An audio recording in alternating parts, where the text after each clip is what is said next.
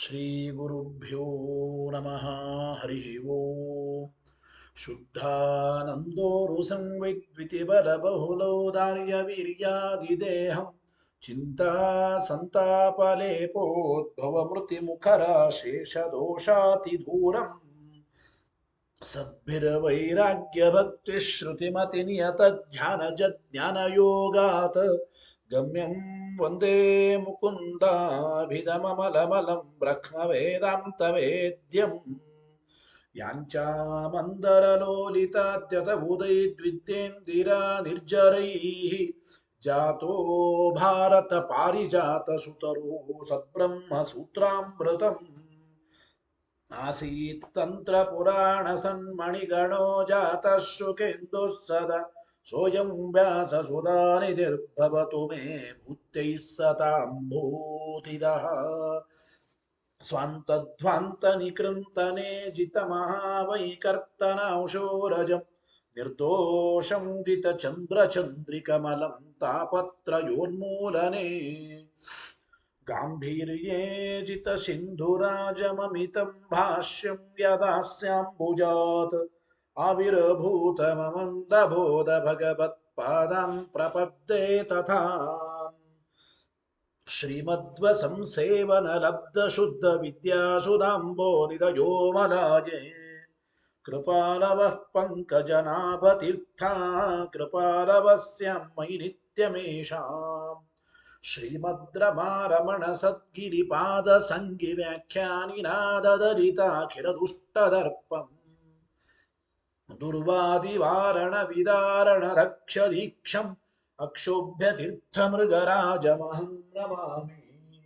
अथ तत्कृपया ब्रह्मसूत्रभाष्यं यथामति व्याकुर्वे श्रीमदानन्दतीर्थार्यमुखनिःसृतम् गङ्गासङ्गेन नैर्मल्यं रत्याद्भिर्लभ्यते यथा वाचो विशुद्धिसिद्ध्यर्थं सङ्गम्यन्ते गुरोर्गिरः अथ अविद्यापटलपिहितनयनैः अन्यैः अन्यथा व्याख्यातानि ब्रह्मसूत्राणि यथावद्व्याचिख्यासुः भगवानाचार्यवर्यः पारीप्सितभाष्यस्य कैवल्याद्यखिलफलसाधनतादिसिद्ध्यर्थं निरन्तराय परिसमाप्त्याद्यर्थं च नारायण नमस्कारं ग्रथयति ग्रन्थारम्भं च प्रतिजानीते नारायणमिति नारायणं गुणैः सर्वैः उदीर्णं दोषवर्जितं देयं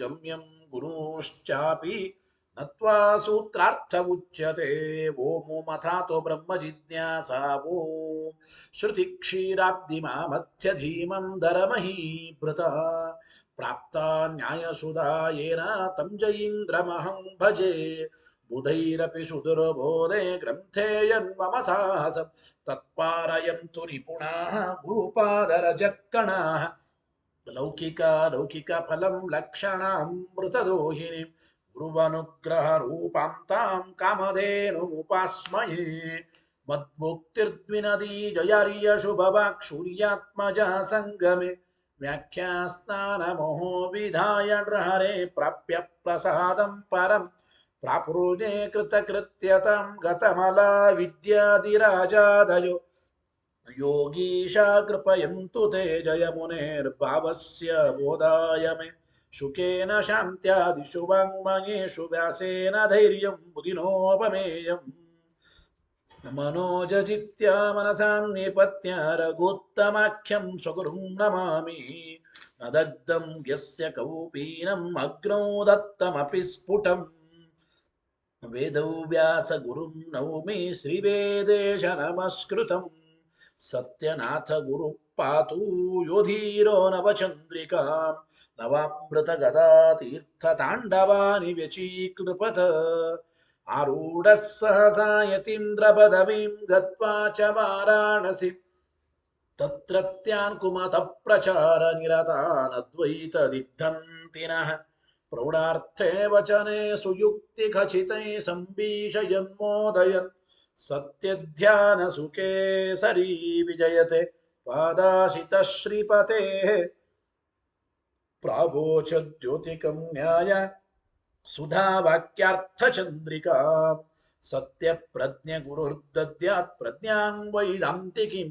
ಸದಾ ಬಂಧುಸ್ತ್ವಂ ಗುರುರಿಷ್ಟದೈವತಮಿತಿ ತ್ವತ್ಪಾದ ಪಂಕೇರುಹಂ ಪ್ರಾಪ್ತಂ ಮಾಂ ಪರಿಪಾಲನೇತಿ ಸತತಂ ಯಾಚೇ ನಿಬದ್ಧಾಂಜಲಿ ಚಿತ್ತಂ ಮದ್ಗುಣದೋಷ ಚಿಂತನ ವಿದೌ ನೂನಂ ಮನಃ ಕೃತಾಃ ಸತ್ಯಾಭಿಜ್ಞ ಗುರೋಸ್ತ್ವದಂಗ್ರಿಯುಗಲಂ ಹಿತ್ವಾ ನ ಮೇ ಸದ್ಗತಿಃ ಸತ್ಯಾಭಿಜ್ಞಕರಾಬ್ಜೋತ್ಥಾನ್ ಪಂಚಾಶದ್ವರ್ಷ ಪೂಜಕಾನ್ ಸತ್ಯಪ್ರಮೋದ ತೀರ್ಥಾರ್ಯಾನ್ ನೌಮಿನ್ಯಾಯ ಸುಧಾರತಾನ್ ವೇದೇಶ ಮುನಿಸತ್ಪಾದ ಸೇವಾ ಸಂಪ್ರಾಪ್ತ ವೈಭವಾನ್ ಯಾದವಾರ್ಯಾನ್ ವರಸುಧಾ ಟೀಕಾಕಾರಾನ್ ವಯನ್ನುಮಃ ಪೃಥ್ವೀ ಮಂಡಲ ಮಧ್ಯಸ್ಥಾಃ ಪೂರ್ಣಬೋಧ ಮತಾನುಗಾಃ ವೈಷ್ಣವಾ ವಿಷ್ಣುಹೃದಯಾಃ ತಾನ್ನಮಸ್ಸೆ ಗುರೂನ್ ಮಮ ಆಪಾದಮೌಲಿ ಪರ್ಯಂತಂ ಗುರೂಣಾಮಾಕೃತಿಂ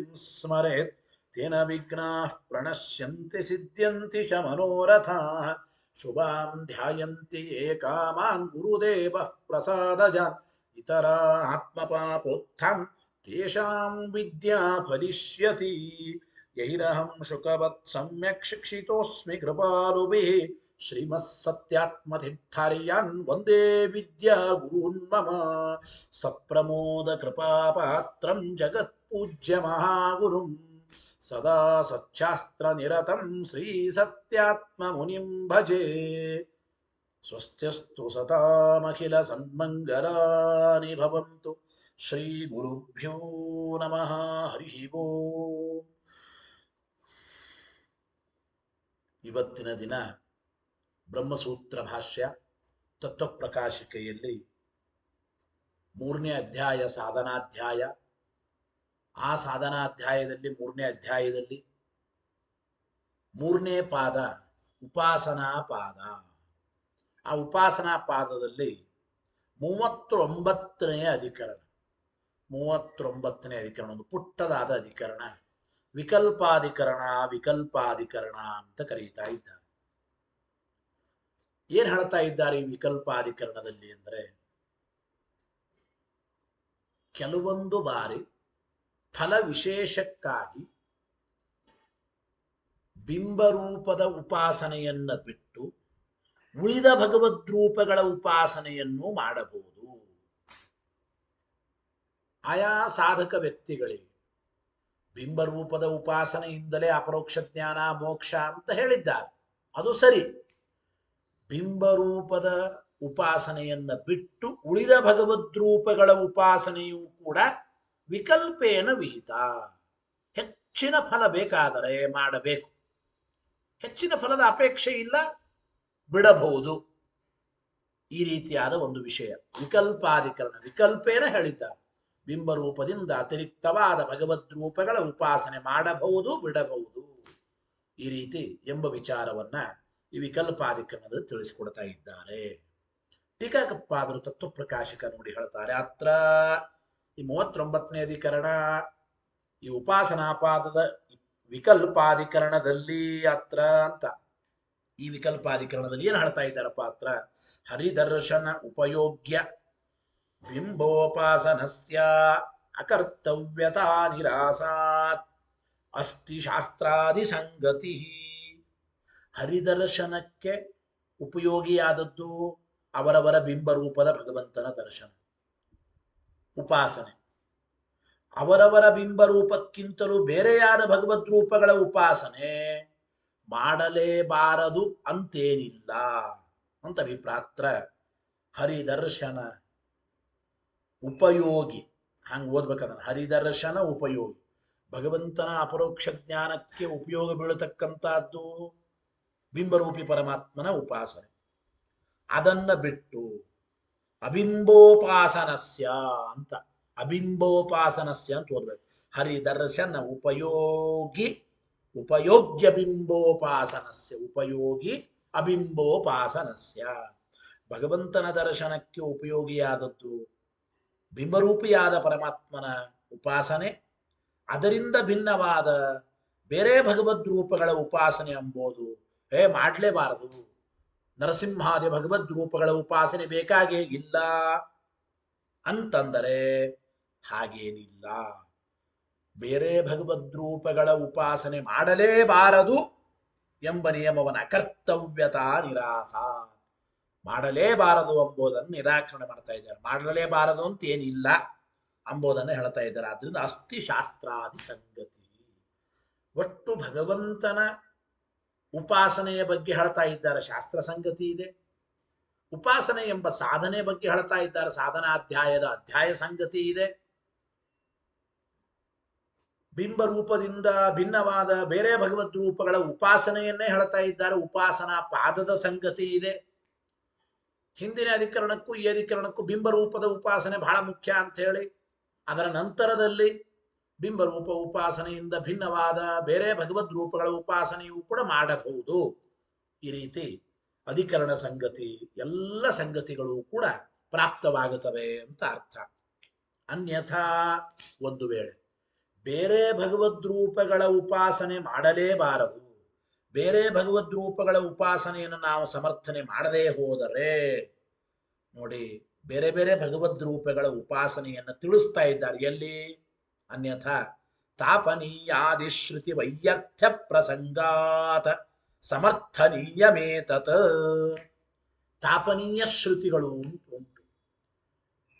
ಆ ತಾಪನೀಯಾದಿ ಶ್ರುತಿಗಳಿಗೆ ವೈಯರ್ಥ್ಯ ಬರಬೇಕಾಗಿದೆ. ಯಾಕೆ ಅಂದ್ರೆ ಆ ತಾಪನೀಯಾದಿ ಶ್ರುತಿಗಳಲ್ಲಿ ಬೇರೆ ಭಗವದ್ ರೂಪಗಳ ಉಪಾಸನೆಯನ್ನು ಹೇಳಿದ್ದಾರೆ. ಬೇರೆ ಭಗವದ್ ರೂಪಗಳ ಉಪಾಸನೆ ಹೇಳಿದ್ದು ಯಾತಕ್ಕದು? ಮಾಡೋದಕ್ಕಾಗೇನೆ. ಬಿಂಬರೂಪದ ಉಪಾಸನೆಯನ್ನು ಬಿಟ್ಟು ಬೇರೆ ಭಗವದ್ ರೂಪಗಳ ಉಪಾಸನೆ ಬೇಡವೇ ಬೇಡ, ಅವಶ್ಯಕತೆ ಇಲ್ಲ ಅಂದರೆ ತಾಪನೀಯಾದಿ ಶ್ರುತಿಗಳಲ್ಲಿ ಬೇರೆ ಭಗವದ್ ರೂಪಗಳ ಉಪಾಸನೆ ಹೇಳಿದ್ದ ಹಾಗಾದ್ರೆ ಬೇಡವೇ ಬೇಡ, ವ್ಯರ್ಥ ಅಂತ ಆಗುತ್ತದೆ. ಸಮರ್ಥನೀಯ ಮೇತತ್. ಇಷ್ಟು ಅವತರಣಿಕ. ತತ್ ಪ್ರಕೃತೋಪಾಸನಂ ವಿಷಯ ತತಃ ಪ್ರಕೃತೋಪಾಸನಂ ವಿಷಯ. ಪ್ರಕೃತ ಈ ವಿಕಲ್ಪಾಧಿಕರಣಕ್ಕೆ ಏನಪ್ಪ ವಿಷಯ ಅಂದ್ರೆ ಉಪಾಸನೆಯೇ ಇಲ್ಲಿ ವಿಷಯ. ಉಪಾಸನೆಯೇ ಇಲ್ಲಿ ವಿಷಯ. ಸಂದೇಹ ಏನಪ್ಪ?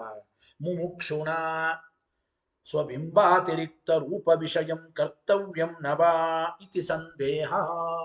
ಮುಮುಕ್ಷುವಾದ ಸಾಧಕ ಜೀವನಿಂದ ತನ್ನ ಬಿಂಬರೂಪದ ಉಪಾಸನೆಯನ್ನ ಬಿಟ್ಟು ಬೇರೆ ಭಗವದ್ ರೂಪಗಳ ಉಪಾಸನೆಯನ್ನ ಮಾಡಬೇಕೋ ಬೇಡವೋ? ಅಂದ್ರೆ ಉಪಾಸನೆ ಎಂಬುದು ಬಿಂಬರೂಪದಿಂದ ಭಿನ್ನವಾದ ಬೇರೆ ಭಗವದ್ ರೂಪಗಳ ವಿಷಯಕವಾಗುತ್ತದೋ ಇಲ್ಲೋ? ಅಂದ್ರೆ ಕನ್ನಡದಾಗ ಅರ್ಥ ಏನು? ಈ ಸಾಧಕ ಜೀವರು ಮುಮುಕ್ಷುಗಳು ಬಿಂಬರೂಪಿಯಾದ ಪರಮಾತ್ಮನ ಉಪಾಸನೆಯನ್ನು ಬಿಟ್ಟು ಬೇರೆ ಭಗವದ್ ರೂಪಗಳ ಉಪಾಸನೆ ಮಾಡಬೇಕೋ ಬೇಡವೋ? ಸಂದೇಹ. ಮುಮುಕ್ಷುಣ ಸ್ವಬಿಂಬಾತಿರಿಕ್ತ ರೂಪ ವಿಷಯಂ ಕರ್ತವ್ಯಂ ನವ ಇತಿ ಸಂದೇಹ. ಮುಮುಕ್ಷವಾದ ಜೀವನಿಂದ ಬಿಂಬರೂಪದಿಂದ ಅತಿರಿಕ್ತವಾದ ಬೇರೆ ಭಗವದ್ ರೂಪಗಳ ವಿಷಯವಾಗುತ್ತದೋ ಇಲ್ಲೋ ಈ ಉಪಾಸನೆ? ಅಂದ್ರೆ ಬೇರೆ ಭಗವದ್ ರೂಪಗಳ ಉಪಾಸನೆಯನ್ನು ಮಾಡಬೇಕೋ ಬೇಡವೋ?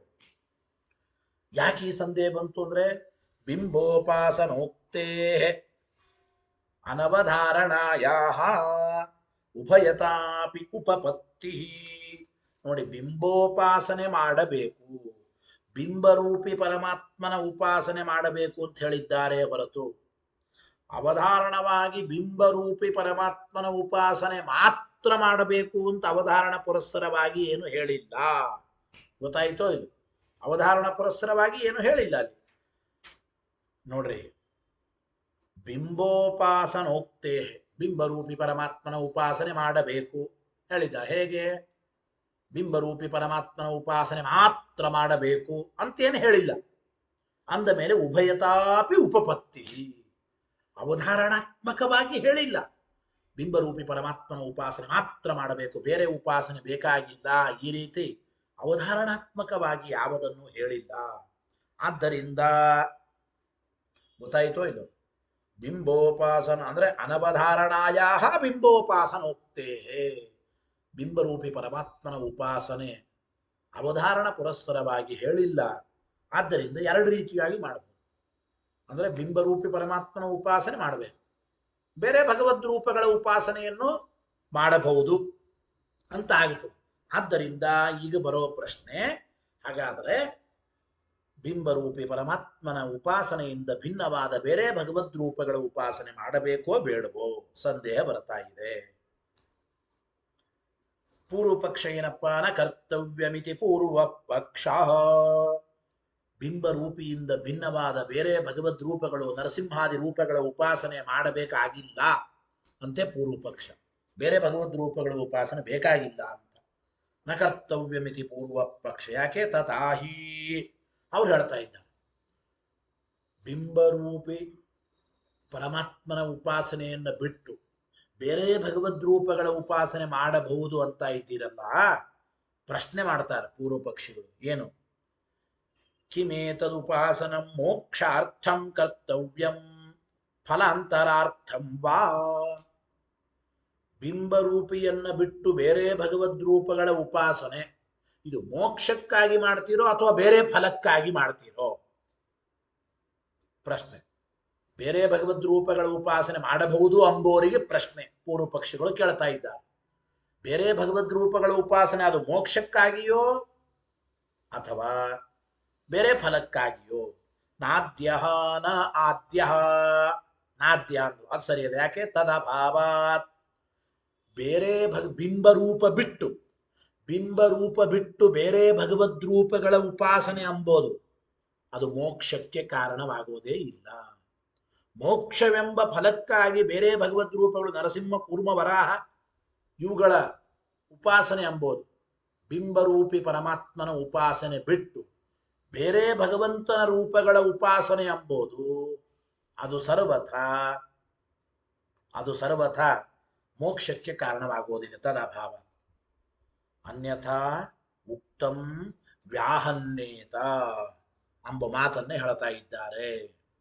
ಒಂದು ವೇಳೆ ಬಿಂಬರೂಪಿ ಪರಮಾತ್ಮನ ಉಪಾಸನೆಯನ್ನ ಬಿಟ್ಟು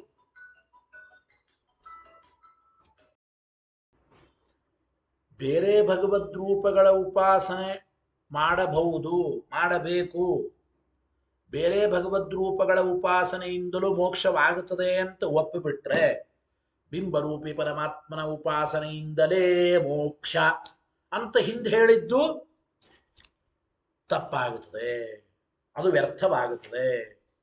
ಅನ್ಯಥಾ ಉಕ್ತಂ ವ್ಯಾಹನ್ನೇತ. ಬೇರೆ ಭಗವದ್ ರೂಪಗಳ ಉಪಾಸನೆಯಿಂದಲೂ ಮೋಕ್ಷವಾಗುತ್ತದೆ ಅಂತ ಇಟ್ಕೊಂಡ್ಬಿಟ್ರೆ ಹಿಂದೆ ಹೇಳಿರ್ತಕ್ಕಂಥದ್ದು ಅಂದ್ರೆ ಬಿಂಬರೂಪಿ ಪರಮಾತ್ಮನ ಉಪಾಸನೆಯಿಂದಲೇ ಮೋಕ್ಷ ಅಂತ ಹಿಂದೆ ಹೇಳಿದ ಸಿದ್ಧಾಂತ ಅದು ವಿರುದ್ಧವಾಗುತ್ತದೆ. ಆದ್ದರಿಂದ ಬೇರೆ ಭಗವದ್ ರೂಪಗಳ ಉಪಾಸನೆಯಿಂದ ಮೋಕ್ಷ ಅಂತೂ ಆಗೋದಿಲ್ಲ. ಮೋಕ್ಷಕ್ಕಾಗಿ ಅಂದ್ರೆ ಅದು ಮಾಡಬಾರದು. ಇನ್ನು ನ ದ್ವಿತೀಯ, ಎರಡನೇದ್ದು ಸರಿಯಲ್ಲ. ಬೇರೆ ಫಲಗಳಿಗಾಗಿ ಬಿಂಬರೂಪಿ ಪರಮಾತ್ಮನ ಉಪಾಸನೆ ಬಿಟ್ಟು ಬೇರೆ ಭಗವದ್ ರೂಪಗಳ ಉಪಾಸನೆ ಮಾಡ್ತೇವೆ ಅನ್ಯ ಫಲಕ್ಕಾಗಿ ಅಂದರೆ ನ ದ್ವಿತೀಯ. ಯಾಕೆ? ತಸ್ಯ ಮೋಕ್ಷಾರ್ಥತ್ವ ಅಭಾವಾತ್. ಅಂದರೆ ಬಿಂಬರೂಪಿ ಪರಮಾತ್ಮನ ಉಪಾಸನೆ ಬಿಟ್ಟು ಬೇರೆ ಭಗವದ್ ರೂಪಗಳ ಉಪಾಸನೆ ಅದು ಮೋಕ್ಷಕ್ಕಂತೂ ಕಾರಣವಾಗೋದಿಲ್ಲ. ಈ ಉಪಾಸನೆ ಮಾಡುವ ಅಧಿಕಾರಿಗಳು ಎಂಥವ್ರು? ಇವರು ಮುಮುಕ್ಷುಗಳು. ಮೋಕ್ಷವೆಂಬ ಫಲ ಮಾತ್ರ ಬೇಕು ಅಂತ ತಿಳಿದುಕೊಂಡು ಉಪಾಸನೆ ಮಾಡತಕ್ಕಂಥವರು ಈ ಅಧಿಕಾರಿಗಳು ಮುಮುಕ್ಷುಗಳು ಅಂತಾದ ಮೇಲೆ ಮುಮುಕ್ಷುತ್ವಾದ ಪ್ರತ್ಯುತ ಬಿಂಬೋಪಾಸನ ವಿಘ್ನಾಯ ಚ ಎಂಬ ಮಾತನ್ನು ಹೇಳ್ತಾ ಇದ್ದಾನೆ. ಅಂದ್ರೆ ಬೇರೆ ಫಲಗಳ ಅಪೇಕ್ಷೆ ಇವರಿಗಿಲ್ಲ. ಮೊದಲನೇದ್ದು, ಇವರು ಮುಮುಕ್ಷುಗಳ ಮೇಲೆ ಮೋಕ್ಷ ಬಿಟ್ರೆ ಬೇರೆ ಫಲಗಳ ಅಪೇಕ್ಷೆ ಇಲ್ಲ ಅಂದ ಮೇಲೆ ಜೊತೆಗೆ ಆ ಬೇರೆ ಭಗವದ್ ರೂಪಗಳ ಉಪಾಸನೆ ಈ ಒಂದು ಬಿಂಬರೂಪಿ ಪರಮಾತ್ಮನ ಉಪಾಸನೆಗೆ ಅದು ಪ್ರತಿಬಂಧಕವೇ ಆಗುತ್ತದೆ, ವಿಘ್ನಕ್ಕೆ ಕಾರಣವಾಗುತ್ತದೆ. ಮೋಕ್ಷಕ್ಕಂತೂ ಕಾರಣ ಆಗಲ್ಲ ಬೇರೆ ಭಗವದ್ ರೂಪಗಳ ಉಪಾಸನೆ. ಇನ್ನು ಬೇರೆ ಫಲಗಳನ್ನು ಕೊಡುತ್ತದೆ ಅಂತ ಹೇಳಬೇಕು. ನರಸಿಂಹಾದಿ ಬೇರೆ ರೂಪಗಳ ಉಪಾಸನೆ, ಬೇರೆ ಫಲಗಳು ಈ ಮುಮುಕ್ಷುಗಳಾದವರಿಗೆ ಬೇಕಾಗಿಲ್ಲ ಅಂದ ಮೇಲೆ ಬೇರೆ ರೂಪದ ಉಪಾಸನೆ ಇದು ಮೋಕ್ಷಕ್ಕಾಗಿ ಅಲ್ಲ, ಬೇರೆ ಫಲಕ್ಕಾಗಿದ್ರೆ ಬೇರೆ ಫಲಗಳ ಉಪಾಸನೆ, ಬೇರೆ ಫಲಗಳ ಅಪೇಕ್ಷೆ ಇವರಿಗಿಲ್ಲ ಅಂದ ಮೇಲೆ ಇದು ಪ್ರತ್ಯುತ, ಇನ್ನು ಉಲ್ಟಾ ಅಂತಂತೀವಲ್ಲ, ಬಿಂಬರೂಪದ ಉಪಾಸನೆಯ ವಿಘ್ನಕ್ಕೆ ಕಾರಣವಾಗುತ್ತದೆ. ಅತಃ ಮುಮುಕ್ಷುಣ ನ ತದುಪಾಸನಂ ಕಾರ್ಯಂ. ಆದ್ರಿಂದ ಮುಮುಕ್ಷುಗಳಿಂದ ಬಿಂಬರೂಪ ಬಿಟ್ಟು ಬೇರೆ ಭಗವದ್ ರೂಪಗಳ ಉಪಾಸನೆ ಮಾಡತಕ್ಕಂಥದ್ದಲ್ಲ, ಬೇಕಾಗಿಲ್ಲ. ಆದ್ದರಿಂದ ತದ್ವಿದ್ಯಾ ವೈಯರ್ಥ್ಯಮಿತಿ. ಆದ್ದರಿಂದ ತದ್ವಿದ್ಯಾ ವೈಯರ್ಥ್ಯಮಿತಿ. ಬಿಂಬರೂಪಿ ಪರಮಾತ್ಮನ ಉಪಾಸನೆ ಬಿಟ್ಟು ಬೇರೆ ಉಪಾಸನೆಯನ್ನು ಮಾಡಬೇಕು ಅಂತ ಏನು ಹೇಳಿದ್ದಾರೆ ತಾಪನೀಯಾದಿ ಶ್ರುತಿಗಳಲ್ಲಿ, ಅದೆಲ್ಲವೂ ವ್ಯರ್ಥ. ತಾಪನೀಯಾದಿ ಶ್ರುತಿಗಳಲ್ಲಿ ಹೇಳಿದ ವಿದ್ಯೆ ಅದು ವ್ಯರ್ಥ ಅಂತ. ಯಾಕೆ? ಬೇರೆ ಭಗವದ್ ರೂಪಗಳ ಉಪಾಸನೆ ಬೇಕಾಗಿಲ್ಲ, ಅದು ಮೋಕ್ಷಕ್ಕೂ ಕಾರಣವಾಗುವುದಿಲ್ಲ, ಬೇರೆ ಫಲಗಳಿಗೆ ಕಾರಣ ಆಗುತ್ತದೆ. ಇವರು ಮುಮುಕ್ಷುಗಳಿಗೆ ಬೇರೆ ಫಲಗಳ ಅಪೇಕ್ಷೆ ಇಲ್ಲ ಅಂದ ಮೇಲೆ ಬೇರೆ ಭಗವದ್ ರೂಪಗಳ ಉಪಾಸನೆ ಅದು ಬೇಕಾಗೇ ಇಲ್ಲ. ಅಂದ ಮೇಲೆ ತಾಪನೀಯಾದಿ ಶ್ರುತಿಗಳಲ್ಲಿ ಹಿಂದೆ ಬೇರೆ ಭಗವದ್ ರೂಪಗಳ ಉಪಾಸನೆ ಹೇಳಿದ್ದು ಅದು ವ್ಯರ್ಥವೇ ಇತಿ. ಹಿಂಗ ಪೂರ್ವ ಪಕ್ಷ ಬಂದರೆ ಸಿದ್ಧಾಂತಯ ಸೂತ್ರಮುಪನ್ಯಸ್ಯ ವ್ಯಾಚಷ್ಟೆ. ಸಿದ್ಧಾಂತವನ್ನು ಹೇಳ್ತಾ ಸೂತ್ರವನ್ನು ಉಪನ್ಯಾಸ ಮಾಡಿ ವ್ಯಾಖ್ಯಾನ ಮಾಡ್ತಾ ಇದ್ದಾರೆ ಆಚಾರ್ಯರು. ವಿಕಲ್ಪ ಇತಿ. ಸೂತ್ರ ಮತ್ತು ಭಾಷ್ಯ ಹೇಳಿ ಅರ್ಥ ಹೇಳುತ್ತೇನೆ, ಗೊತ್ತಾಯ್ತಿಲ್ಲ? ಸಂಕ್ಷೇಪವಾಗಿ ಇದೆ. ಓಂ ವಿಕಲ್ಪೋ ವಿಶಿಷ್ಟ ಫಲವತ್. ಓಂ ವಿಕಲ್ಪೋ ವಿಶಿಷ್ಟ ಫಲತ್ವಾತ್. ಓಂ ವಿಕಲ್ಪೋ ವಿಶಿಷ್ಟ ಫಲತ್ವಾತ್. ಏನರ್ಥ ಗೊತ್ತಾ ಈ ಸೂತ್ರಕ್ಕೆ? ವಿಕಲ್ಪ, ಬೇರೆ ಭಗವದ್ ರೂಪಗಳ ಉಪಾಸನೆ ಮಾಡಬಹುದು, ಮಾಡದೇನೂ ಇರಬಹುದು. ವಿಕಲ್ಪ ಹೇಳ್ತಾ ಇದ್ದ. ವಿಕಲ್ಪ ಸಿದ್ಧಾಂತ. ಬಿಂಬರೂಪಕ್ಕಿಂತ ಭಿನ್ನವಾದ ಬೇರೆ ನರಸಿಂಹಾದಿ ರೂಪಗಳ ಉಪಾಸನೆ ಮಾಡಬಹುದು, ಬಿಡಲೂಬಹುದು. ವಿಶಿಷ್ಟ ಫಲತ್ವಾತ್. ಬೇರೆ ಭಗವದ್ ರೂಪಗಳ ಉಪಾಸನೆಗೆ ಬೇರೆ ಫಲಗಳನ್ನು, ದುರಿತ ನಿವೃತ್ತಿ, ಪಾಪ ನಿವೃತ್ತಿಯ ಮೊದಲಾದ ಬೇರೆ ಫಲಗಳನ್ನು ಹೇಳಿದ್ದಾರೆ. ಆ ಬೇರೆ ಫಲಗಳ ಅಪೇಕ್ಷೆ ಇದ್ದಾಗ ಮಾಡಬಹುದು, ಬೇರೆ ಫಲಗಳ ಅಪೇಕ್ಷೆ ಇಲ್ಲ ಅಂದ್ರೆ ಬಿಡ್ರಿ, ಬೇಡ ಎಂಬ ಅಭಿಪ್ರಾಯವನ್ನು ತಿಳಿಸಿಕೊಡ್ತಾ ಇದ್ದ ಸೂತ್ರದಲ್ಲಿ. ಭಾಷ್ಯವಾಕ್ಯ ಹೇಳಿ. ಸ್ವಯೋಗ್ಯೋಪಾಸನಾನಂತರಂ ಸಾಮಾನ್ಯಸ್ಯಾಪಿ ಕಸ್ಯಚಿದುಪಾಸನಂ ವಿಕಲ್ಪೇನ ಭವತಿ ವಿಶಿಷ್ಟ ಫಲಾಪೇಕ್ಷಯ. ಇದು ಭಾಷ್ಯವಾಕ್ಯ ನೋಡಿ. ಸ್ವಯೋಗ್ಯ ಉಪಾಸನಾ ನಂತರ, ತಮಗೆ ಯೋಗ್ಯವಾದ ಬಿಂಬರೂಪದ ಉಪಾಸನೆಯನ್ನು ಮಾಡಿದ ನಂತರ ಸಾಮಾನ್ಯಸ್ಯಾಪಿ, ಬೇರೆ ಸಾಮಾನ್ಯವಾದ ಫಲಗಳ ಅಪೇಕ್ಷೆಯಿಂದ ಕಸ್ಯಚಿದ್ ಉಪಾಸನಂ, ಬೇರೆ ಭಗವದ್ ರೂಪಗಳ ಉಪಾಸನೆಯು ವಿಕಲ್ಪೇನ ಭವತಿ, ಮಾಡಬಹುದು ಬಿಡಬಹುದು, ಎರಡನ್ನೂ ಹೇಳ್ತಾ ಇದ್ದಾರೆ. ವಿಕಲ್ಪೇನ ಯಾಕೆ? ವಿಶಿಷ್ಟ ಫಲಾಪೇಕ್ಷಯ. ವಿಶಿಷ್ಟ ಫಲದ ಅಪೇಕ್ಷೆ ಇದ್ದರೆ, ಪಾಪ ನಿವೃತ್ತಿ ಮೊದಲಾದ ಫಲಗಳ ಅಪೇಕ್ಷೆ ಇದ್ದರೆ ಮಾಡಬಹುದು, ಇಲ್ಲಾಂದ್ರೆ ಇಲ್ಲ, ಬಿಡಬಹುದು. ಏನು ಟೀಕಾಕೃತ್ಪಾದರ ಆಚಾರ್ಯರ ಈ ಭಾಷ್ಯವಾಕ್ಯಕ್ಕೆ ವಿವರಣೆ ಬರೆಯುತ್ತಾ ಇದ್ದ ತತ್ವಪ್ರಕಾಶಿಕೆಯಲ್ಲಿ ಏನು ನೋಡಿ. ಸ್ವಮೋಕ್ಷ ಸಾಧನಾತಿರಿಕ್ತಂಚ ನರಸಿಂಹಾದ್ಯುಪಾಸನಂ ಕರ್ತವ್ಯಂ ನವಾ. ತನ್ನ ಮೋಕ್ಷಕ್ಕೆ ಸಾಧನವಾದದ್ದು ಬಿಂಬರೂಪದ ಉಪಾಸನೆ. ಆ ಬಿಂಬರೂಪದ ಉಪಾಸನೆಯನ್ನು ಬಿಟ್ಟು ಬೇರೆ ನರಸಿಂಹಾದಿ ರೂಪಗಳ ಉಪಾಸನೆಯನ್ನ ಮಾಡಬಹುದು, ಬಿಡಬಹುದು. ಕರ್ತವ್ಯಂ ನವ ನತು ನ ಕರ್ತವ್ಯಮೇವ. ಆದ್ರೆ ಮಾಡಲೇಬಾರದು ಅಂತೂ ಇಲ್ಲ, ಮಾಡಲೇಬಾರದು ಅಂತ ಸರ್ವತಾ ಏನಿಲ್ಲ. ಪೂರ್ವ ಪಕ್ಷಿಗಳು ಹೇಳಿದಂತೆ ಬಿಂಬರೂಪದ ಉಪಾಸನೆ ಮಾತ್ರ ಮಾಡಬೇಕು, ಬೇರೆ ಭಗವದ್ ರೂಪಗಳ ಉಪಾಸನೆ ಮಾಡಲೇಬಾರದು, ಬೇಕಾಗಿಲ್ಲ ಅಂತೆಲ್ಲ ಏನಿಲ್ಲ. ಯಾಕೆ? ತಸ್ಯ ಮೋಕ್ಷಾರ್ಥ ಉಪಾಸನಾನಂತರ ಭಾವಿತ್ವೇನ ದುರಿತಾದಿ ನಿವೃತ್ತಿ ಲಕ್ಷಣ ಮೋಕ್ಷೋಪಯೋಗಿ ಫಲ ಸಾಧನತ್ವೇನ ಚ ಉಕ್ತ ದೋಷ ಅಭಾವಾತ್. ಟೀಕಾಕೃತ್ಪಾದರು ತತ್ವಪ್ರಕಾಶಿಕೆಯಲ್ಲಿ ಬರೀತಾ ಇದ್ದಾರೆ ನೋಡಿ. ಮೋಕ್ಷವೆಂಬ ಫಲದ ಅಪೇಕ್ಷೆಯಿಂದ ಬಿಂಬರೂಪದ ಉಪಾಸನೆ ಆಯಿತು, ಅದು ಮುಖ್ಯವಾದ ಉಪಾಸನೆ, ಸ್ವಬಿಂಬರೂಪಿಯ ಉಪಾಸನೆ. ಅದಾದ ನಂತರದಲ್ಲಿ ದುರಿತಾದಿಗಳ ನಿವೃತ್ತಿ, ಪಾಪ ನಿವೃತ್ತಿ, ಅಂತಃಕರಣ ಶುದ್ಧಿ ಮೊದಲಾದ ಈ ರೀತಿಯ ಫಲ, ದುರಿತಾದಿ ನಿವೃತ್ತಿ ಎಂಬ ಫಲವೂ ಕೂಡ ಮೋಕ್ಷಕ್ಕೆ ಉಪಯೋಗ ಬೀಳುತ್ತದೆ. ದುರಿತ ಅಂದ್ರೆ ಪಾಪಗಳು, ಪಾಪಗಳ ನಿವೃತ್ತಿ ಎಂಬ ಮೋಕ್ಷಕ್ಕೆ. ಯಾಕೆಂದ್ರೆ ನಮ್ಮ ಸಿದ್ಧಾಂತದಲ್ಲಿ ಮೋಕ್ಷ ಎರಡು ರೀತಿ: ಇಷ್ಟ ಪ್ರಾಪ್ತಿ, ಅನಿಷ್ಟ ನಿವೃತ್ತಿ. ಅಂದ್ರೆ ಅನಿಷ್ಟ ನಿವೃತ್ತಿ ಪೂರ್ವಕ ಇಷ್ಟ ಪ್ರಾಪ್ತಿ. ಅಂದ್ರೆ ದುರಿತಾದಿ ನಿವೃತ್ತಿ ಎಂಬ ಮೋಕ್ಷೋಪಯೋಗಿಯಾಗಿ ಬೇರೆ ಭಗವದ್ ರೂಪಗಳ ಉಪಾಸನೆ ಮೋಕ್ಷಕ್ಕೆ ಸಾಧನೆ ಆಗುತ್ತದೆ. ಉಕ್ತ ದೋಷ ಅಭಾವ. ಆದ್ದರಿಂದ ಬೇರೆ ಭಗವದ್ ರೂಪಗಳ ಉಪಾಸನೆ ಮಾಡಿದ್ರೆ ಅದು ದೋಷ ಬರುತ್ತದೆ. ಬಿಂಬರೂಪಿ ಪರಮಾತ್ಮನ ಉಪಾಸನೆಯಿಂದಲೇ ಮೋಕ್ಷ ಅಂತ ಹೇಳಿದ್ದಾರೆ.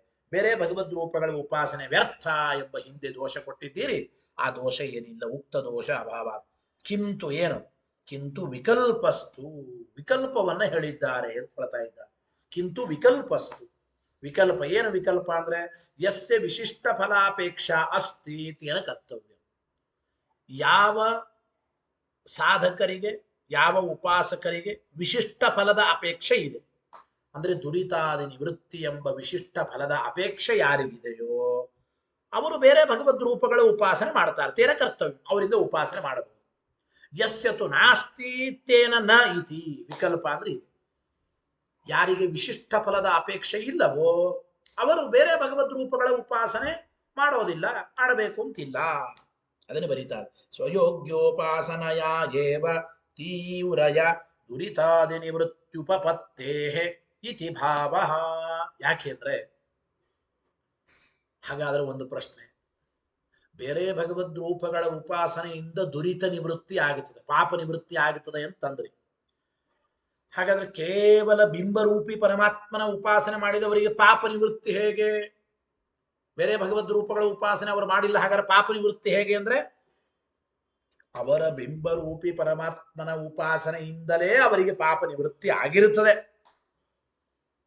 ವಿಶೇಷವಾಗಿ ನಿಮಗೆ ಪಾಪ ನಿವೃತ್ತಿ ಆಗಬೇಕಾದ್ರೆ ಬೇರೆ ಭಗವದ್ ರೂಪಗಳ ಉಪಾಸನೆಯನ್ನು ಮಾಡಬಹುದು. ಬಿಂಬರೂಪಿಯ ಉಪಾಸನೆಯನ್ನ ಮಾತ್ರ ಮಾಡೋದು ತಪ್ಪು ಅಂತ ನಾವು ಹೇಳ್ತಾ ಇಲ್ಲ. ಬಿಂಬರೂಪಿ ಪರಮಾತ್ಮನ ಉಪಾಸನೆ ಮಾಡೋದಿಂದಲೇ ಪಾಪ ನಿವೃತ್ತಿನೂ ಆಗುತ್ತದೆ, ಇಲ್ಲ ಅನ್ನಲ್ಲ. ಆದರೆ ಕೆಲವರು ಸ್ವಯೋಗ್ಯವಾದ ಬಿಂಬರೂಪಿ ಪರಮಾತ್ಮನ ಉಪಾಸನಾ ನಂತರದಲ್ಲಿ ಬೇರೆ ಭಗವದ್ ರೂಪಗಳ ಉಪಾಸನೆಯನ್ನು ಮಾಡುತ್ತಾರೆ ದುರಿತ ನಿವೃತ್ತಿ ಎಂಬ ಫಲಕ್ಕಾಗಿ. ದುರಿತ ನಿವೃತ್ತಿ ಎಂಬ ಫಲವು ಕೂಡ ಮೋಕ್ಷ ಎಂಬ ಫಲಕ್ಕೆ ಉಪಯೋಗ ಬೀಳುತ್ತದೆ. ಅತ್ರೈವ ಸ್ಮೃತಿ ಮಾಹ. ಈ ವಿಷಯದಲ್ಲಿ ಸ್ಮೃತಿಯನ್ನ ಹೇಳ್ತಾ ಇದ್ದಾರೆ. ಮುಕ್ತ್ಯರ್ಥಮಿತಿ. ಬ್ರಹ್ಮತರ್ಕ ವಾಕ್ಯದ ಸ್ಮೃತಿ, ಬ್ರಹ್ಮತರ್ಕ ಎಂಬ ಗ್ರಂಥದ ಸ್ಮೃತಿ. ಮುಕ್ತ್ಯರ್ಥಮಿತಿ ಹೇಳಿ. ಬ್ರಹ್ಮತರ್ಕದ ವಾಕ್ಯ: ಮುಕ್ತ್ಯರ್ಥಂ ಆತ್ಮಯೋಗ್ಯಂ ಹಿ ಕಾರ್ಯಮೇವಖ್ಯುಪಾಸನಂ ನೃಸಿಂಹಾದಿಕಮನ್ಯಚ್ಚ ದುರಿತಾದಿ ನಿವೃತ್ತಯೇ ಉಪಾಸ್ಯತೆ ಯಥಾ ಯೋಗಂ ನವಾ ಫಲ ವಿಭೇದತಃ. ನೋಡಿ, ನಾವು ಪ್ರವಚನಗಳಲ್ಲಿ ಅನೇಕ ಆಚಾರ್ಯರು ಹೇಳೋದನ್ನು ಕೇಳಿರ್ತೇವೆ. ನೃಸಿಂಹಾದಿಕಮನ್ಯಚ್ಚ ದುರಿತಾದಿ ನಿವೃತ್ತಯೇ. ನರಸಿಂಹದೇವರು ಅಂದ್ರೆ ಪಾಪ ಪರಿಹಾರ ಮಾಡುವ ದೇವರು. ನರಸಿಂಹದೇವರ ಆರಾಧನೆ ಉಪಾಸನೆಯಿಂದ ದುರಿತ ನಿವೃತ್ತಿ ಆಗುತ್ತದೆ. ಈ ವಿಚಾರ ಬಂದದ್ದು ಈ ಪ್ರಸಿದ್ಧ ಶ್ಲೋಕ ನಾವು ಬಾಯಿಂದ ಹೇಳುತ್ತಿರ್ತೇವೆ, ಎಲ್ಲಿದು ಅಂತ ಗೊತ್ತಿರಲ್ಲ. ಅದು ಬ್ರಹ್ಮತರ್ಕದ ವಾಕ್ಯ. ನೃಸಿಂಹಾದಿಕಮನ್ಯಚ್ಚ ದುರಿತಾದಿ ನಿವೃತ್ತಯೇ ಉಪಾಸ್ಯತೆ ಯಥಾ ಯೋಗಂ ನವಾ ಫಲ ವಿಭೇದತಃ ಎಂಬ ಮಾತು. ಏನು ಗೊತ್ತಾ ಟೋಟಲ್ ಆಗಿ ಈ ಶ್ಲೋಕದ ಅರ್ಥ? ಮುಕ್ತ್ಯರ್ಥಂ, ಎಲ್ಲ ಮುಮುಕ್ಷುಗಳು ಮುಕ್ತಿ ಎಂಬ ಮಹಾಫಲಕ್ಕಾಗಿ ಆತ್ಮಯೋಗ್ಯಂ ಹಿ ಉಪಾಸನಂ ಕಾರ್ಯಮೇವ. ಆತ್ಮಯೋಗ್ಯವಾದ ಅಂದ್ರೆ ತಮ್ಮ ಬಿಂಬರೂಪದ ಉಪಾಸನೆಯನ್ನು ಮಾಡಲೇಬೇಕು. ಅನ್ಯಚ್ಚ, ಬೇರೆ ಉಪಾಸನೆ ಅಂದ್ರೆ ಬೇರೆ ಬಿಂಬರೂಪಿ ಪರಮಾತ್ಮನ ಉಪಾಸನೆಯಿಂದ ಭಿನ್ನವಾದ ಬೇರೆ ಯಾವುದೋ ದುಷ್ಟ ಉಪಾಸನೆ ಅಲ್ಲ, ಇದು ಆಸುರಿ ಉಪಾಸನೆ ಅಲ್ಲ. ಅನ್ಯಚ್ಚ ನೃಸಿಂಹಾದಿಕಂ, ಬೇರೆ ನೃಸಿಂಹಾದಿ ರೂಪಗಳ ಉಪಾಸನೆಯನ್ನ ದುರಿತಾದಿ ನಿವೃತ್ತಯೇ ಉಪಾಸ್ಯತೆ, ದುರಿತ ನಿವೃತ್ತಿಗಾಗಿ ಉಪಾಸನೆ ಮಾಡಲ್ಪಡಬೇಕು. ಯಥಾಯೋಗಂ ಅಂತಂದ್ರೆ ಅದು ಯಥಾಯೋಗ್ಯವಾಗಿ, ಯಥಾಯೋಗಂ ಉಪಾಸ್ಯತೆ. ನವಾ ಫಲ ವಿಭೇದತಃ, ಫಲ ವಿಶೇಷಗಳ ಇಲ್ಲದೆ ಇದ್ದಲ್ಲಿ ಬೇಡ. ಫಲ ವಿಭೇದತಃ ನವ ಅಂದರೆ ಯಥಾಯೋಗ್ಯವಾಗಿ ದುರಿತಾದಿ ನಿವೃತ್ತಿ ಎಂಬ ಫಲದ ಅಪೇಕ್ಷೆ ಇದ್ರೆ ಮಾಡಬೇಕು.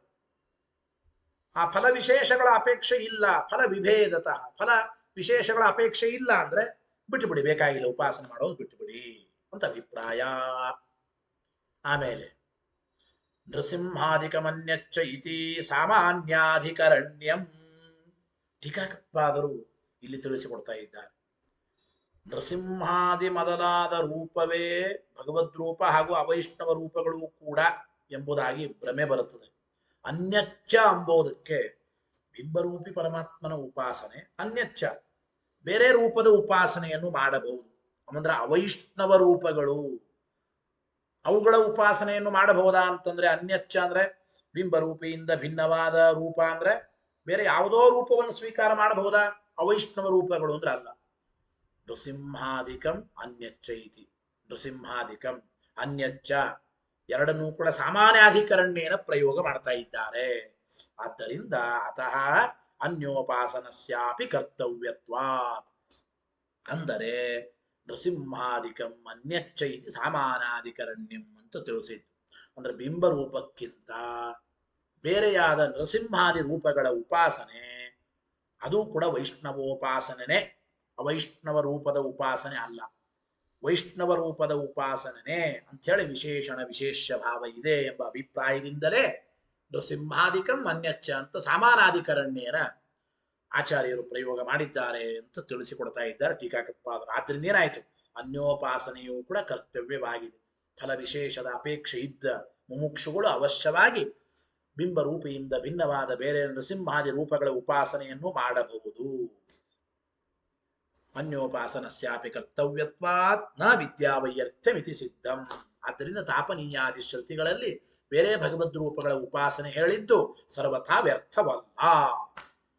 ವಿಕಲ್ಪೇನು ಫಲವಿಶೇಷಗಳ ದುರಿತಾದಿ ನಿವೃತ್ತಿ ಎಂಬ ಫಲವಿಶೇಷಗಳ ಅಪೇಕ್ಷೆ ಇದ್ದ ವ್ಯಕ್ತಿಗಳು ನೃಸಿಂಹಾದಿ ಬೇರೆ ಭಗವದ್ ರೂಪಗಳ ಉಪಾಸನೆಯನ್ನು ಕೂಡ ಮಾಡಬಹುದು, ಬಿಡಬಹುದು ಎಂಬ ಮಾತನ್ನು ತಿಳಿಸಿಕೊಡ್ತಾ ಇದ್ದಾರೆ.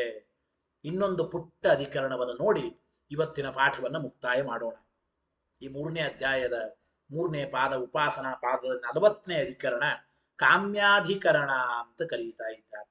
ಕಾಮ್ಯಾಧಿಕರಣ ಏನ್ ಹೇಳ್ತಾ ಇದ್ದಾರೆ ಇಲ್ಲಿ ಅಂತಂದ್ರೆ, ಕೇವಲ ಕಾಮ್ಯ ಸಾಧನೆಯ ಉದ್ದೇಶದಿಂದ ಮುಮುಕ್ಷುವಾದವರು ಮೋಕ್ಷಕ್ಕಿಂತ ಬೇರೆ ಫಲಗಳ ಅಪೇಕ್ಷೆಯಿಂದ ಭಗವದ್ ರೂಪಗಳ ಉಪಾಸನೆಯನ್ನ ಅವಶ್ಯವಾಗಿ ಮಾಡಬೇಕು ಅಂತಿಲ್ಲ.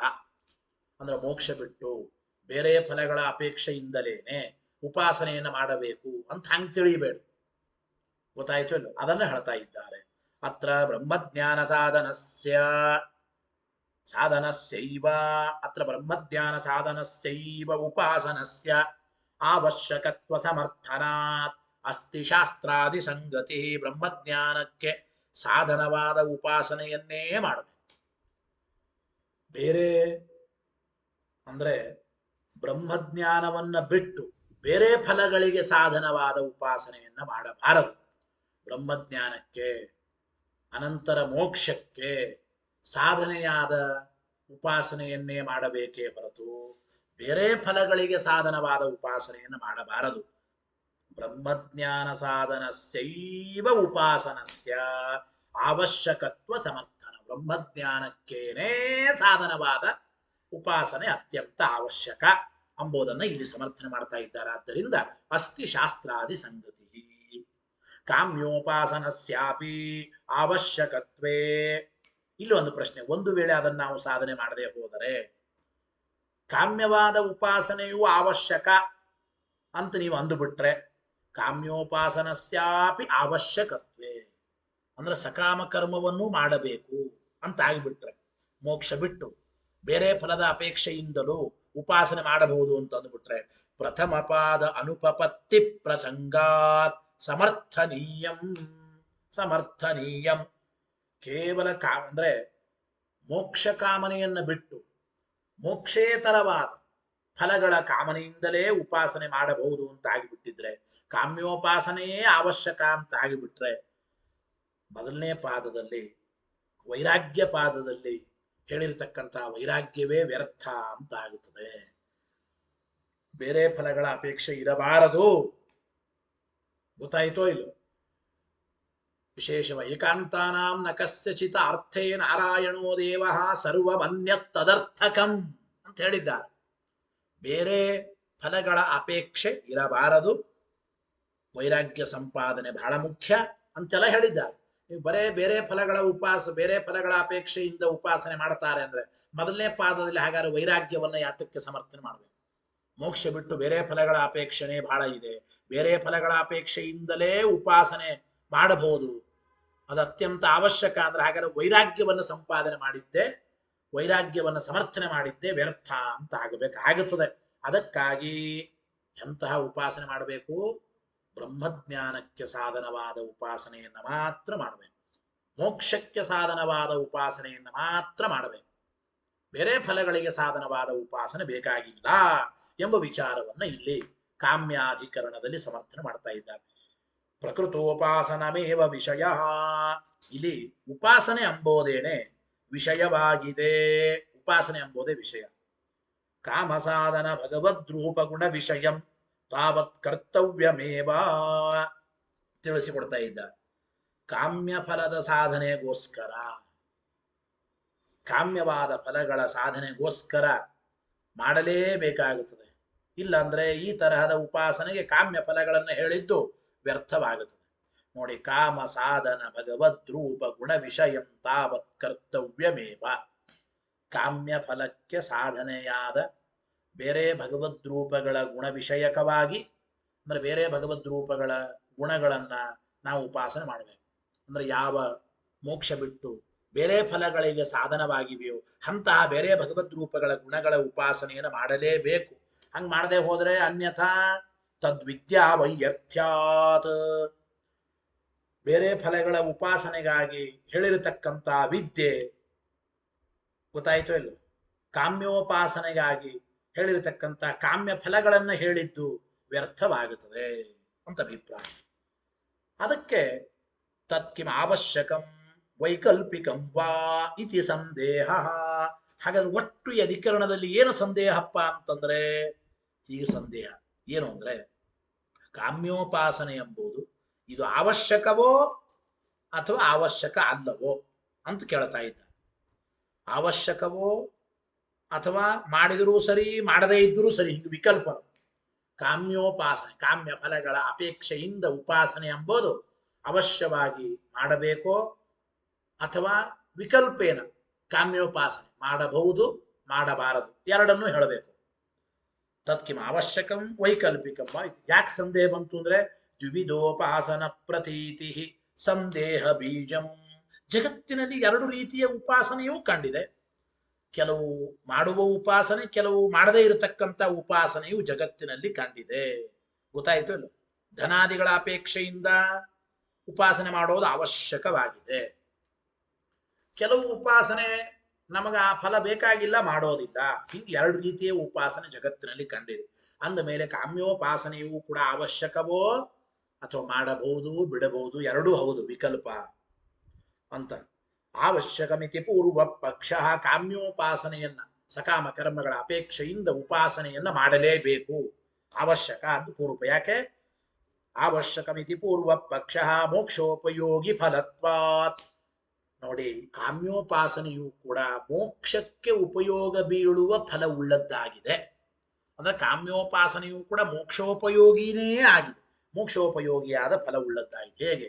ಅರ್ಥಾಧಿಕಂ ಹಿ ತತ್ ಫಲಂ. ನೋಡಿ, ಕಾಮ್ಯೋಪಾಸನೆಗೆ ಫಲ ಏನು? ಕಾಮ್ಯೋಪಾಸನೆ ಮಾಡಿದ್ರೆ ಅರ್ಥಾದಿಗಳು, ದುಡ್ಡು ಕಾಸು ಕೀರ್ತಿ ಗೌರವ ಸಂಪತ್ತು ಅಧಿಕಾರ ಮೊದಲಾದವುಗಳು ಸಿಗುತ್ತದೆ. ಅಂದ್ರೆ ಕಾಮ್ಯೋಪಾಸನೆ ಇದು ಅರ್ಥಾದಿಗಳಿಗೆ ಸಾಧನೆ.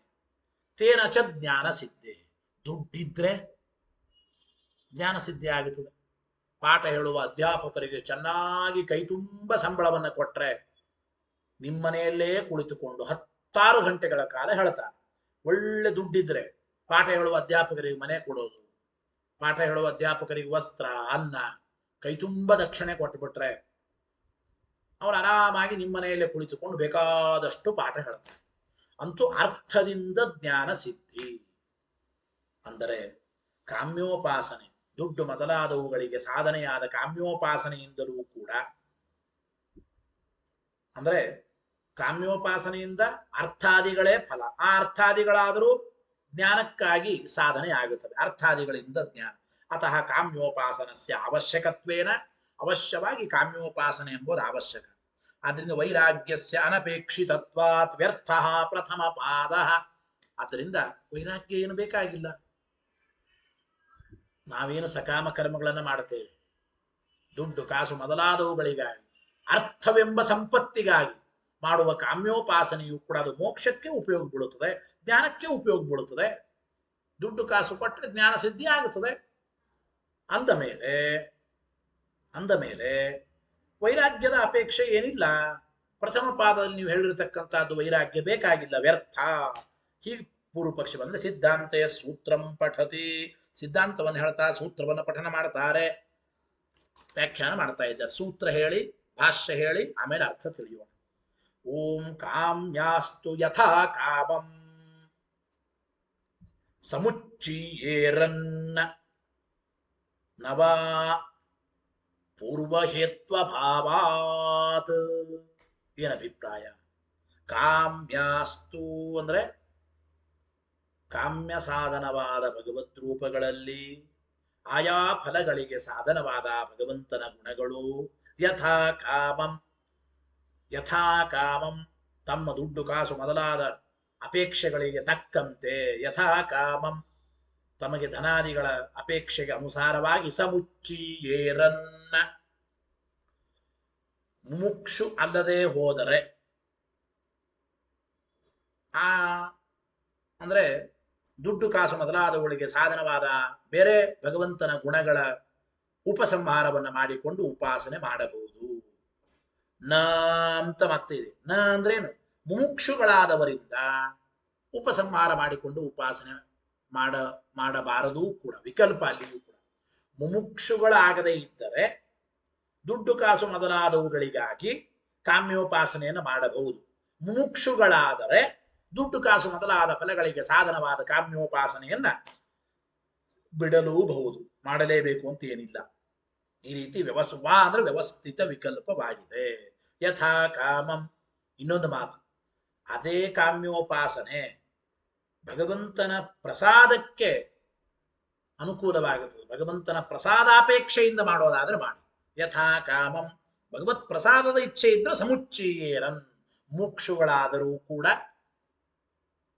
ಕಾಮ್ಯೋಪಾಸನೆ ಅಂದ್ರೆ ಬೇರೆ ಭಗವದ್ ರೂಪಗಳ ಗುಣಗಳ ಉಪಸಂಹಾರ ಮಾಡಿಕೊಂಡು ಉಪಾಸನೆ ಮಾಡಬಹುದು. ನವಾ, ಮತ್ತೆ ಭಗವಂತನ ಪ್ರಸಾದದ ಇಚ್ಛೆ ಇಲ್ಲದೆ ಹೋದರೆ ಅದು ಮಾಡಬಾರದು ಅಂತ ಈ ರೀತಿ ವ್ಯವಸ್ಥಿತ ವಿಕಲ್ಪ.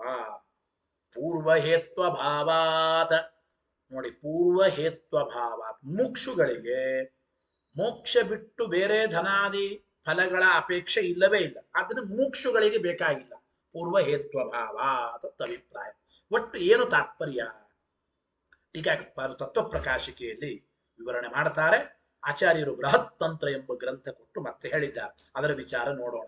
ತತ್ವಪ್ರಕಾಶಕ ನೋಡಿ, ಕಾಮಸಾಧನ ರೂಪೇ ಕಾಮಸಾಧನ ಗುಣಾ ಅಂದ್ರೆ ಏನು ಅಭಿಪ್ರಾಯ? ಕಾಮ್ಯ ಫಲಗಳಿಗೆ ಸಾಧನವಾದ, ಆ ಕಾಮ್ಯ ಫಲಗಳ ಸಾಧನವಾದ ಭಗವದ್ ರೂಪಗಳಲ್ಲಿ ಆಯಾ ಫಲಗಳಿಗೆ ಸಾಧನವಾದ ಸ್ವಸ್ವ ಕಾಮಾನುಸಾರೇಣ ಅವರವರಿಗೆ ಧನಾದಿಗಳ ಅಪೇಕ್ಷೆಯಿಂದ ಉಪಸಂಹರ್ತವ್ಯಾಹ ನವಾ ಇತಿ ವಿಕಲ್ಪ ಏವ ನತು ನಿಯತಿ.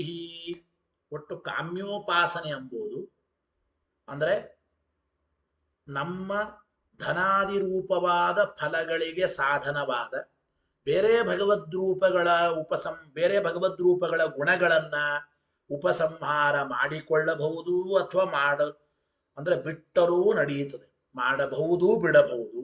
ಇತಿ ವಿಕಲ್ಪ ಏವ ನವ ಇತಿ ವಿಕಲ್ಪ ನತು ನಿಯತಿ.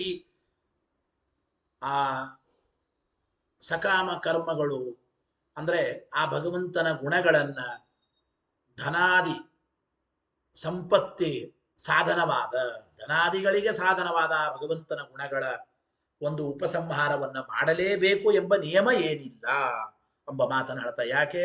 ವಿಕಲ್ಪಶ್ಚ ಅಮುಮುಕ್ಷುಭಿ ಕಾರ್ಯ ಮುಮುಕ್ಷುಭಿ ನ ಇತಿ. ಈ ವಿಕಲ್ಪ ಧನಾದಿಗಳಿಗೆ ಸಾಧನವಾದ ಭಗವಂತನ ಗುಣಗಳ ಉಪಸಂಹಾರ ಮಾಡಬಹುದು ಬಿಡಬಹುದು. ವಿಕಲ್ಪ ಯಾರಿಗೆ? ಯಾರು ಮುಮುಕ್ಷುಗಳಲ್ಲವೋ ಅವರಿಗೆ. ಮುಮುಕ್ಷುಗಳಿಗೆ ಮಾತ್ರ ಧನಾದಿಗಳಿಗೆ ಸಾಧನವಾದ ಭಗವಂತನ ಗುಣಗಳ ಉಪಸಂಹಾರ ಮಾಡಿಕೊಂಡು ಉಪಾಸನೆ ಮಾಡತಕ್ಕಂಥದ್ದು ಬೇಕಾಗಿಲ್ಲ. ಮುಮುಕ್ಷುಭಿಃ ನ ಇತಿ. ಯಾಕೆ? ಮುಮುಕ್ಷೂಣ ಕಾಮ್ಯಾಖ್ಯ ಹೇತ್ವಭಾವಾತ್. ಸೂತ್ರಕರ್ತ ಪೂರ್ವ ಹೇತ್ವಭಾವಾತ್. ಹಿಂದೆ ಹೇಳಿದ ಫಲದ ಅಪೇಕ್ಷೆ ಮುಮುಕ್ಷುಗಳಿಗೆ ಇರಲ್ಲ. ಅಂದ್ರೆ ಈ ಗುಣಗಳ ಉಪಾಸನೆ ಉಪಸಂಹಾರ ಯಾತಕ್ಕೆ? ಧನಾದಿ ರೂಪ ಫಲಗಳ ಅಪೇಕ್ಷೆಯಿಂದ. ಧನಾದಿ ರೂಪ ಫಲಗಳ ಅಪೇಕ್ಷೆ ಮುಮುಕ್ಷುಗಳಿಗೆ ಇಲ್ಲ ಅಂದಮೇಲೆ ಅವರು ಇಂತಹ ಗುಣಗಳ ಉಪಸಂಹಾರ ಉಪಾಸನೆ ಮಾಡಬೇಕಾಗಿಲ್ಲ, ಕಾಮ್ಯೋಪಾಸನೆ ಮಾಡಬೇಕಾಗಿಲ್ಲ. ಅಥವಾ ಮುಮುಕ್ಷುಶ್ಚೇವ ವಾ ವಿಕಲ್ಪ. ಮುಮುಕ್ಷುಗಳಲ್ಲೇನೆ ಒಂದು ವಿಕಲ್ಪವನ್ನು ತಿಳಿಯಬಹುದು. ಮುಮುಕ್ಷುಗಳಿಗೆ ಏನು ವಿಕಲ್ಪ ಅಂದ್ರೆ ನೋಡಿ, ಫಲಾರ್ಥಂ ನ ಕಾರ್ಯಂ ಈಶ್ವರ ಪ್ರಸಾದಾರ್ಥಂ ಕಾರ್ಯಂ ಇತಿ. ನೋಡಿ, ಕೇವಲ ಬೇರೆ ಧನ ಕನಕ ವಸ್ತುಗಳ ಫಲಕ್ಕಾಗಿ ಆ ಕಾಮ್ಯೋಪಾಸನೆ ಮಾಡಬಾರದು. ಅದೇ ಕಾಮ್ಯೋಪಾಸನೆ ಭಗವಂತನ ಪ್ರಸಾದಕ್ಕೆ ಸಾಧನವಾಗುತ್ತಾ ಇದ್ರೆ ಮಾಡಬಹುದು. ಧನಾದಿಗಳ ಅಪೇಕ್ಷೆಯಿಂದ ಮಾಡಬಾರದು. ಭಗವಂತನ ಪ್ರಸಾದದ ಅಪೇಕ್ಷೆಯಿಂದ ಅವಶ್ಯವಾಗಿ ಮುಮುಕ್ಷುಗಳು ಕೂಡ ಕಾಮ್ಯೋಪಾಸನೆಯನ್ನು ಮಾಡಬಹುದು. ಕೂತಃ ಯಾತಕ್ಕೆ ಹೀಗೆ ಹೇಳ್ತೀರಿ ಅಂದ್ರೆ ಕಾಮ್ಯಾಖ್ಯ ಹೇತ್ವಭಾವ. ಈಗ ನೋಡಿ, ಭಗವಂತನ ಪ್ರಸಾದದ ಇಚ್ಛೆ ಇಲ್ಲ ಅಂದ್ರೆ ಬಿಡಬಹುದು. ಅಂದರೆ ಹಿಂದೆ ಹೇಳಿರತಕ್ಕಂತಹ ಈ ಉಪಾಸನೆಗೆ ಮುಖ್ಯವಾದದ್ದು ಫಲ ಅಂದ್ರೆ ಅದು ಧನಕನಕಾದಿ ವಸ್ತುಗಳು. ಧನಕನಕಾದಿ ವಸ್ತುಗಳ ಇಚ್ಛೆ ಎಂಬ ಕಾರಣವೇ ಇಲ್ಲ ಅಂದ್ರೆ ಮಾಡೋದು ಬೇಕಾಗಿಲ್ಲ. ಪ್ರಬಲ ಹೇತ್ವಭಾವಾಚ್ಯ. ಪೂರ್ವ ಹೇತ್ವಭಾವಾಚ್ಯ ಅಂದ್ರೇನು? ಕಾಮ್ಯೋಪಾಸನೆಗೆ ಕಾರಣ ಯಾವುದು? ಧನಕನಕಾದಿ ವಸ್ತುಗಳ ಅಪೇಕ್ಷೆ. ಕಾಮ್ಯೋಪಾಸನೆಗೆ ಪ್ರಬಲವಾದ ಕಾರಣ ಧನಕನಕಾದಿ ವಸ್ತುಗಳ ಅಪೇಕ್ಷಣೆ. ಇದು ಬಿಟ್ಟು ಪ್ರಬಲವಾದ ಬೇರೆ ಕಾರಣ ಯಾವುದೂ ಇಲ್ಲ. ಆದ್ರಿಂದ ಮುಮುಕ್ಷುಗಳಿಗೆ ಕಾಮ್ಯೋಪಾಸನೆಗೆ ಕಾರಣವಾದ ಧನಕನಕಾದಿ ವಸ್ತುಗಳ ಅಪೇಕ್ಷೆ ಇರೋದಿಲ್ಲ ಅಂದ್ಮೇಲೆ ಅವ್ರು ಮಾಡಬೇಕಾಗಿಲ್ಲ. ನಹಿ ಅರ್ಥಾಧಿಕಂ ವಿನ ಜ್ಞಾನಾಭಾವ. ಕೆಲವರು ಅನ್ಬೋದು ಹಿಂದೆ, ಇಲ್ರಿ ಕಾಮ್ಯೋಪಾಸನೆ ವಿಹಿತನೇ, ಕಾಮ್ಯೋಪಾಸನೆಯಿಂದ ದುಡ್ಡು ಕಾಸು ಮೊದಲಾದವುಗಳು ಪ್ರಾಪ್ತವಾಗುತ್ತವೆ, ದುಡ್ಡು ಕಾಸುಗಳಿಂದ ಜ್ಞಾನ ಪ್ರಾಪ್ತಿ ಅಂತ. ಅದಕ್ಕೆ ನಾವು ಹೇಳ್ತೀವಿ, ದುಡ್ಡು ಕಾಸುಗಳು ಇಲ್ಲದೆ ಹೋದ್ರೆ ಜ್ಞಾನ ಪ್ರಾಪ್ತಿನೇ ಆಗಲ್ಲ ಅಂದ್ರೆ ಹಾಗನ್ನಬೇಡಿ. ನಹಿ ಅರ್ಥಾಧಿಕಂ ವಿನ ಜ್ಞಾನಾಭಾವ. ದುಡ್ಡು ಕಾಸುಗಳಿಲ್ಲ ಅಂದ್ರೆ ಜ್ಞಾನವೇ ಇಲ್ಲ ಅಂತ ಅನ್ಕೋಬೇಡಿ. ನಾಪಿತೇನ ನಿಯತ್ಯ ಭವತಿ. ದುಡ್ಡು ಕಾಸುಗಳಿದ್ದರೇನೇ ಜ್ಞಾನ ಅನ್ನಬೇಡಿ ಅಂತ ಸೂತ್ರಾರ್ಥ. ಜ್ಞಾನ ಎಂಬುದು ಬೇರೆದ್ರಿಂದಲೂ ಭಗವಂತನ ಪ್ರಸಾದದಿಂದಲೂ ಜ್ಞಾನಾದಿ ಫಲಗಳು ಸಿದ್ಧವಾಗುತ್ತವೆ ಎಂಬ ಮಾತನ್ನು ತಿಳಿಸಿಕೊಡ್ತಾ ಇದ್ದಾರೆ. ಕೊನೆಯದಾಗಿ ಬೃಹತ್ ತಂತ್ರದ ಮಾತನ್ನು ನೋಡಿ ನಾವು ಮುಕ್ತಾಯ ಮಾಡೋಣ. ಏನ್ ಹೇಳ್ತಾ ಇದ್ದಾರೆ ಬೃಹತ್ ಹೇಳಿ? ಯಸ್ಯ ಯಸ್ಯ ಹಿ ಕಾಮ ಯಸ್ಯ ಯಸ್ಯ ಹಿ ಯಃ ಕಾಮಃ. ಹೇಳಿ, ಯಸ್ಯ ಯಸ್ಯ ಹಿ ಯಃ ಕಾಮಃ ತಸ್ಯ ತಸ್ಯಖ್ಯುಪಾಸನಂ.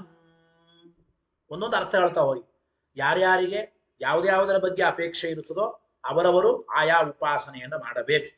ಆ ಫಲಗಳ ಸಾಧನೆಯಾದ ಉಪಾಸನೆಯನ್ನು ಮಾಡಬೇಕು. ತಾದೃಶಾನಾಂ ಗುಣಾನಾಂಚ. ಹೇಳಿ, ತಾದೃಶಾನಾಂ ಗುಣಾನಾಂಚ ಸಮಾಹಾರಂ ಪ್ರಕಲ್ಪಯೇತ.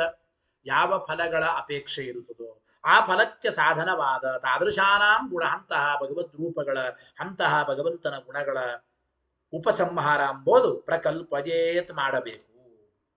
ಆದರೆ ಮುಂದೆ ಅಕಾಮತ್ವಾತ್ ಮುಮುಕ್ಷೂಣ ನವಾತೇಷಾಂ ಉಪಾಸನಂ. ಮುಮುಕ್ಷುಗಳಿಗಾದರೂ ಧನ ಕನಕಾದಿ ವಸ್ತುಗಳ ಅಪೇಕ್ಷೆ ಇರೋದಿಲ್ಲ. ಆದ್ದರಿಂದ ತೇಷಾಂ ಉಪಾಸನಂ ನ. ಅವರಿಗೆ ಧನ ಕನಕಾದಿ ವಸ್ತುಗಳಿಗೆ ಸಾಧನವಾದ ಕಾಮ್ಯೋಪಾಸನೆ ಅವರು ಮಾಡಬೇಕಾಗಿಲ್ಲ. ಇದೇ ಕಾಮ್ಯೋಪಾಸನೆ ತುಷ್ಟ್ಯರ್ಥಂ ಈಶ್ವರಸ್ಯೈವ. ಹೇಳಿ, ತುಷ್ಟ್ಯರ್ಥಂ ಈಶ್ವರಸ್ಯೈವ ನಚೋಪಾಸ ವಿದುಷ್ಯತಿ. ಈಶ್ವರಸ್ಯೈವ ತುಷ್ಟ್ಯರ್ಥಂ. ಒಂದು ವೇಳೆ ನೀವು ಮಾಡುವ ಕಾಮ್ಯೋಪಾಸನೆ ಇದು ಭಗವಂತನ ಪ್ರೀತಿಗೆ ಕಾರಣವಾಗುತ್ತದಂದ್ರೆ ಸಾ ಉಪಾಸ ನ ವಿದುಷ್ಯತಿ. ಆ ಉಪಾಸನೆಯನ್ನು ಮಾತ್ರ ನಾವು ನಿಷೇಧ ಮಾಡೋದಿಲ್ಲ. ಭಗವಂತನ ಪ್ರಸಾದದ ಅಪೇಕ್ಷೆ ಇಲ್ಲದೆ ಕೇವಲ ಧನಕನಕ ವಸ್ತುಗಳ ಫಲಗಳ ಅಪೇಕ್ಷೆಯಿಂದ ಮಾಡುವ ಕಾಮ್ಯೋಪಾಸನೆ ಇದು ಬೇಡ ಮುಮುಕ್ಷುಗಳಿಗೆ ಅಂತ ಹೇಳ್ತಾ ಇದ್ದೀವಿ. ಈ ಮುಮುಕ್ಷುಗಳಿಗೆ ಈ ಕಾಮ್ಯೋಪಾಸನೆಯೇ ಭಗವಂತನ ಪ್ರಸಾದಕ್ಕೆ ಕಾರಣವಾಗುತ್ತಂದ್ರೆ ಅವಶ್ಯವಾಗಿ ಮುಮುಕ್ಷುಗಳು ಕೂಡ ಈ ಒಂದು ಕಾಮ್ಯೋಪಾಸನೆಯನ್ನು ಮಾಡಬಹುದು. ಪ್ರೀತಿಗೋಸ್ಕರ ಮಾಡಿದರೆ, ಭಗವಂತನ ಪ್ರೀತಿಗೋಸ್ಕರ ಮಾಡಿದರೆ ಯಾವ ತಪ್ಪಿಲ್ಲ ಎಂಬ ಮಾತನ್ನು ಹೇಳ್ತಾ ಇದ್ದಾರೆ. ಕೊನೆಯದಾಗಿ ಟೀಕಾಕೃತ್ಪರಂತ ಯಸ್ಯ ಯಸ್ಯ ಪುಂಸಃ ಯಹ ಯಹ ವಿತ್ತಾದಿ ಕಾಮಃ, ಯಾವ ಯಾವ ವ್ಯಕ್ತಿಗಳಿಗೆ ವಿತ್ತ ಅಂದ್ರೆ ದುಡ್ಡು ಕಾಸು ಮೊದಲಾದವುಗಳ ಅಪೇಕ್ಷೆ ಇರುತ್ತದೋ, ಇಚ್ಛೆ ಉಳ್ಳವನೋ, ಅಸೌ ಅಸೌ ತಸ್ಯ ತಸ್ಯ ತತ್ತತ್ ಕಾಮಪ್ರದ ರೂಪಸ್ಯ ಉಪಾಸನಂ ಪ್ರಕಲ್ಪಯೇತ್, ಆಯಾ ಫಲಗಳನ್ನು ಕೊಡುವ ಅಂತಹ ಭಗವಂತನ ರೂಪದ ಉಪಾಸನೆ, ಆ ಗುಣಗಳ ಉಪಸಂಹಾರ ಮಾಡಿಕೊಳ್ಳಬಹುದು.